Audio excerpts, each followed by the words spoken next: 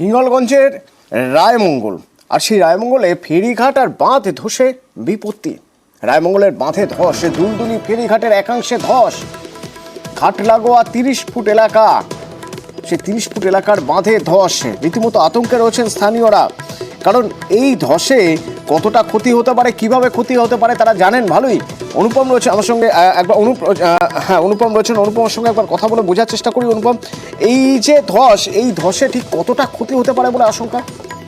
হ্যাঁ দেখো অতনু, এই যে একটা কথাই আছে যে নদীধারে বাস চিন্তা 12 মাস, আর এই চিন্তাই কিন্তু বারবার ফিরে আসে এই হিঙ্গলগঞ্জের বিস্তীর্ণ এলাকার মানুষের। তার কারণ এখানে প্রায় দিনই কিন্তু আমরা দেখেছি যে নদীর বাঁধ ভেঙে গ্রামের পর গ্রাম প্লাবিত হয়ে যাচ্ছে, হাজার হাজার মানুষ কিন্তু জলমগ্ন হয়ে পড়ছে। ঠিক তেমনই আজকে যেমন রায়মঙ্গল নদীর যে দুলদুলি, সেই দুলদুলির ফেরিঘাট এবং ফেরিঘাট সংলগ্ন এলাকায় প্রায় 30 ফুট নদী বাঁধে ধস নেমেছে, এবং যে ফেরিঘাটের তলার থেকেও কিন্তু ধস নেমে গেছে, যে কারণে কিন্তু আতঙ্কে রয়েছে। তার কারণ এই নদীর বাঁধ যদি ভেঙে যায় বা এই যে নদীর যে ফেরিঘাটটা যদি ভেঙে যায়, তেমন একদিকে যেমন চলাচলের একদম যোগাযোগ বিচ্ছিন্ন হয়ে পড়বে, অন্যদিকে প্রায় 10 থেকে 12টি গ্রাম কিন্তু জলমগ্ন হয়ে পড়বে এবং কয়েক হাজার মানুষ কিন্তু জলমগ্ন হয়ে পড়বে, এবং যে কারণে কিন্তু এলাকার মানুষ কিন্তু রীতিমতো আতঙ্কে রয়েছে। এবং যারা এইখান দিয়ে যাতায়াত করছে, ফেরির ওপর দিয়ে যাতায়াত করছে, তারা কিন্তু একদম প্রাণ হাতে করে নিয়ে যাতায়াত করছে। তার কারণ যখন তখন এই ফেরিঘাটও ভেঙে পড়তে পারে, যেহেতু তার তলায় ধস নেমে গেছে,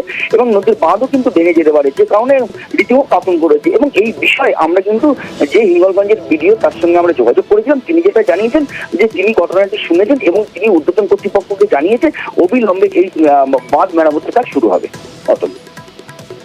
ধন্যবাদ। আমার রিপোর্ট করা আছে ইরিগেশন করা আছে ওটা রিপেয়ারিং কাজ হবে, আশা করছি তো হবে। আমরা তো এখনো পাইনি, আমি রিপোর্ট অনেক আগেই করেছি। আমার ওটা 12টা নিয়ে ঘাট নিয়ে আমি রিপোর্ট করেছি।